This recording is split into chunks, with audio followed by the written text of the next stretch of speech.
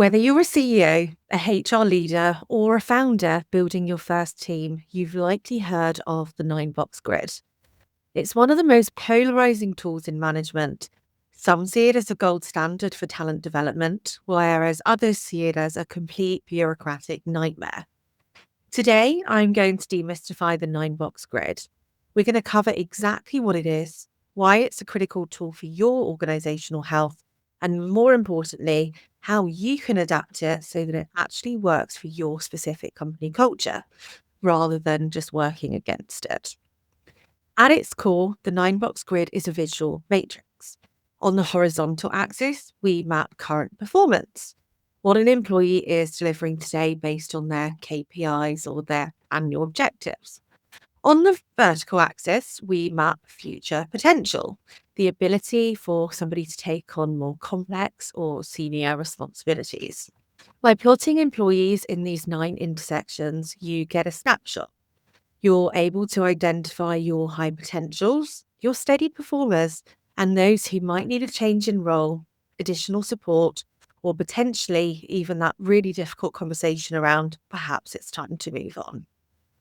And why is this valuable? Because without a framework, talent discussions are often driven by whoever speaks the loudest in the room. This grid brings objectivity to the table. It forces leadership to align on a shared language for what good and what great actually looks like. And you may be thinking, well, that's all well and good, but how would I adapt this to my company? If you're a high growth startup, your grid needs to be very dynamic. You might look for learning agility rather than just past experience. In a more established organization, you might focus on specialist depth or cultural legacy. One size does absolutely not fit all in terms of 9-box application to an organization. And the secret to a successful 9-box isn't the grid itself, it's really the calibration. You need to get all of your managers in a room, and this might be an in-person room, or it could also be a virtual meeting as well, where you leverage things like breakout rooms to facilitate effective discussions.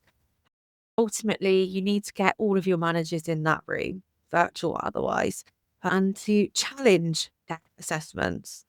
If a manager calls somebody a star, you ask, what data supports that? This process is where the true value really lies. And once the grid is filled, don't just file it away. Let's talk about the bottom left-hand corner.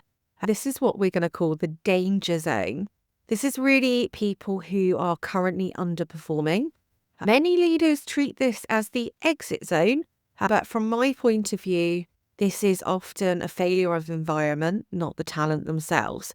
So this might be somebody who you have recently hired, who perhaps is just not the right fit for that role, but could be a great candidate for a different type of role within the organization. But before you manage somebody out, do you ask yourself, are they in the wrong role? Did they receive the support that they needed? Is the person training them, or perhaps their manager? Is that person doing a good job getting the maximum potential out of that individual?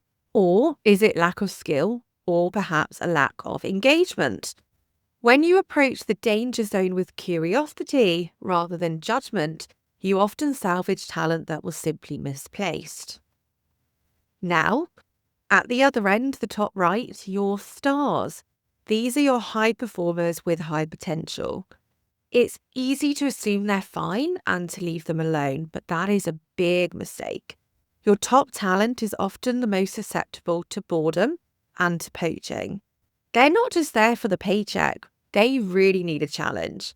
Their action plan should focus on stretch assignments, mentorship opportunities, and leadership exposure. Keep them moving, or they will move on. Finally, we have to address the elephant in the room. Bias. We all have it. We tend to rate people we like higher, or those who think like us. The 9-box grid is your most powerful tool to break this. By forcing a calibration meeting where managers must defend their rating with specific, observable evidence, you strip away the gut feeling and the bias. If a manager can't cite a specific project or outcome to back up their placement, they shouldn't be making that call. This is your roadmap. Your stars need stretch projects, your core employees need steady development, and your underperformers need a clear performance improvement plan or a roadmap to a new role, or again, potentially leaving your organization. Every box on your 9 boxes gets a tailored strategy. So you should have 9 tailored strategies to all types of your employees. And if you treat your 9 box as a static label, you're going to demotivate your team.